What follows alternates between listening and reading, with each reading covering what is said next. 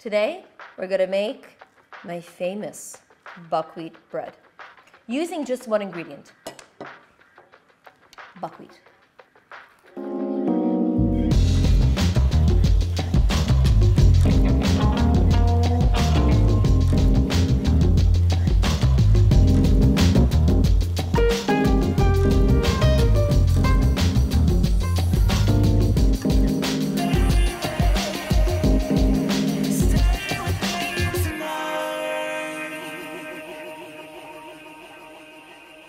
Hi guys, welcome back to your favorite cooking channel, Bread and Butter.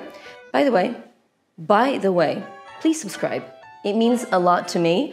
And don't forget to comment and like any video that you see that you like and that you deem commentable. Today, because we're Bread and Butter, we're gonna cook some bread. And it's a special bread because it's made with one ingredient, just one. Buckwheat. This is a beautiful, gluten-free, extremely nutritious grain. Sometimes in the store you can see green buckwheat and like a brown variety. The one that's brown, it's just been roasted. And for today's recipe, we need the untouched green variety. There's so many ways how you can cook buckwheat. I love to just boil it and serve it with like a poached egg and some avocado, some salt and pepper. I'm a big fan of making risotto made with buckwheat. Maybe we can call it like baccotto or buckwheatotto, whatever. You get it. It's really good. Let me know in the comments if you want me to share the recipe. But today we're gonna, first of all, soak the grain. We'll get back to that in a second. Then we're going to ferment it. You heard that right. And then we're gonna bake it. It might sound a bit overwhelming, but trust me, if you just follow the simple steps, it's very, very, very easy, and it's a foolproof recipe. And as always, you're gonna have the video, but also down below in the description, I'm gonna detail the cooking instructions. Now, first things first, soaking the grain. Now, I don't want to get into too much detail. You can read about this on the internet. There's so many articles, but basically you need to soak your grains, your nuts, and like beans and lentils because it makes them more nutritious and more digestible. I think it neutralizes certain anti-nutrients that are bad for our system. And this is a very, very, very important step. So the first thing you do is you will take some scales, some kitchen cooking scales, whatever, and you need to measure a certain amount of buckwheat. It's written down below. And as soon as you've done that, what we need to do is just cover the buckwheat in water. Take any kind of filtered, clean water and cover it so that the grains are soaked, and just leave them overnight or for like at least 6 to 8 to 10 hours. And just let them be. And the next day, this is what you're gonna see.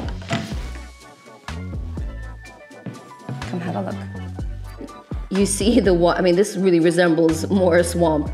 The water isn't as clear anymore. You have some things and bits and pieces floating on the top. But what the most important thing is, and I will show you now in detail, this has become extremely slimy. And what we need to do now is thoroughly. And when I say thoroughly, I mean like several times. We need to rinse this through until the water runs clear and there's no more gooiness and sliminess. I'm gonna get us a different bowl and show you what I'm talking about.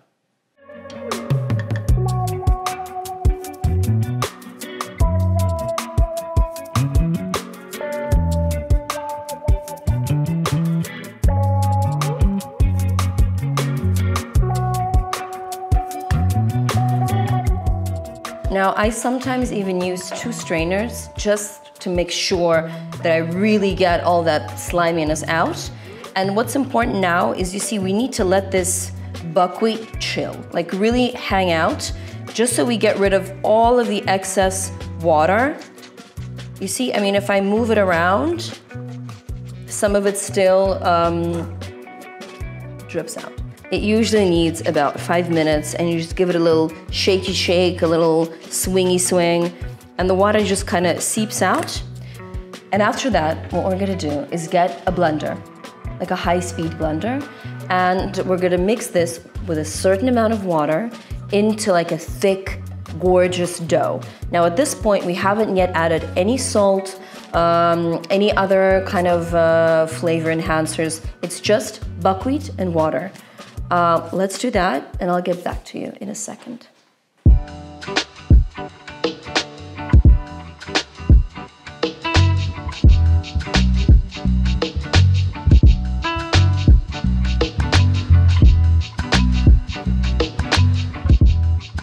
So as you saw, I like to blend it up on low speed. Now we're gonna transfer the dough to a bowl.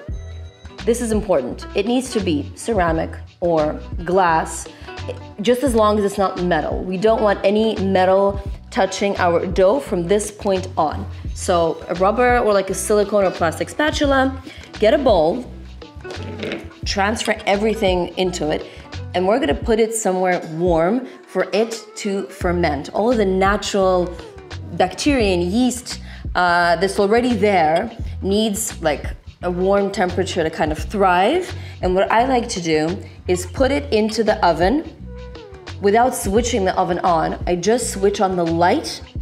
Now this is also like an important step. I even measured the temperature in my oven. If I switch on the light and close the door, it gets a bit too hot. What we need is about 35 degrees Celsius.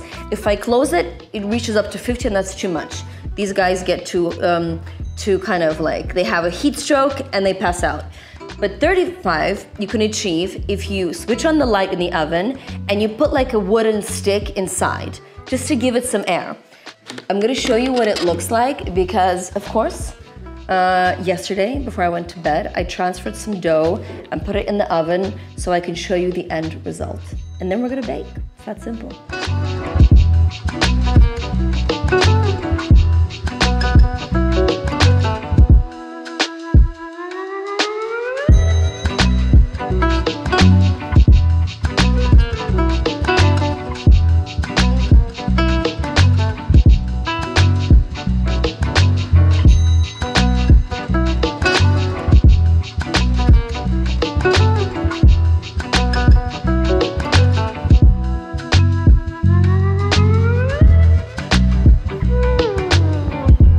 Now all I added to the dough was salt and my favorite spice blend, which is za'atar. I'm obsessed with it now. It has sesame seeds, some sumac, some cumin, oregano. And be careful when you stir it in. You want to kind of fold in the salt and the spices just so you don't knock out the bubbles that formed during the fermentation. Now what we're going to do is put this silicone form into the oven, and I want to point out that it's switched off. So it goes into a cold oven. Give me a sec, we're gonna do this together. And only now do we switch it on. We need 180 degrees.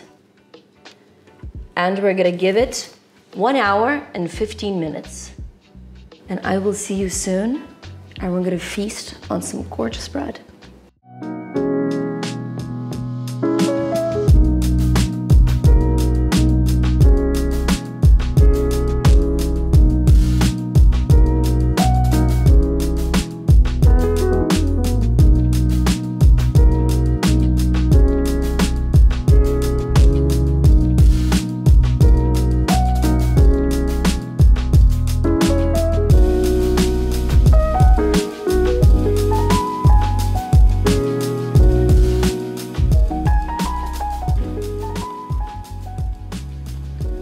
I can't even put it into words how amazing this bread tastes. It's divine. First things first. Give me a sec. Look at these air bubbles. We achieved this without using any baking soda, any baking powder, any yeast, any kind of starter. This is just the natural, beautiful process of fermentation.